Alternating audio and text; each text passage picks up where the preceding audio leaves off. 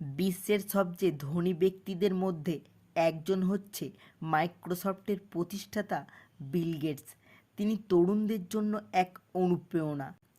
তার tech giant Microsoft বিশ্বের সবচেয়ে বড় মাইল ফলকগুলির মধ্যে একটি। তার অভিজ্ঞতা নিয়ে বিল গেটস তরুণ প্রজন্মকে অনেক পরামর্শ দিয়েছেন, যা মেনে চললে তরুণ সমাজ ব্যর্থতা নিয়ে ভেঙে পড়বে না, বরং শিক্ষা নিয়ে সামনে এগিয়ে যাবে। বিল গেটস কয়েকটি অভ্যাসকে খুবই গুরুত্ব দিয়েছেন। এগুলির মধ্যে প্রথম হলো আজীবন শিক্ষা গ্রহণ করুন। সর্বদা শিক্ষা গ্রহণের ওপর জোর দিয়েছেন বিল গেটস।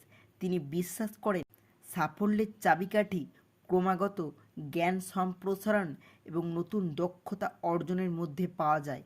তিনি সবসময় তরুণদের কৌতূহলী থাকতে বলেন, প্রচুর পড়তে বলেন।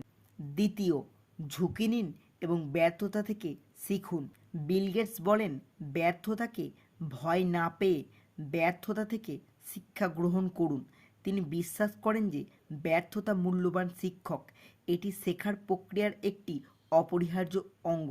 বিল গেটসের মতে ব্যর্থতাকে আলিঙ্গন করুন, এটি থেকে শিক্ষা নিয়ে সাফল্য অর্জনের জন্য জ্ঞান সংগ্রহ করুন।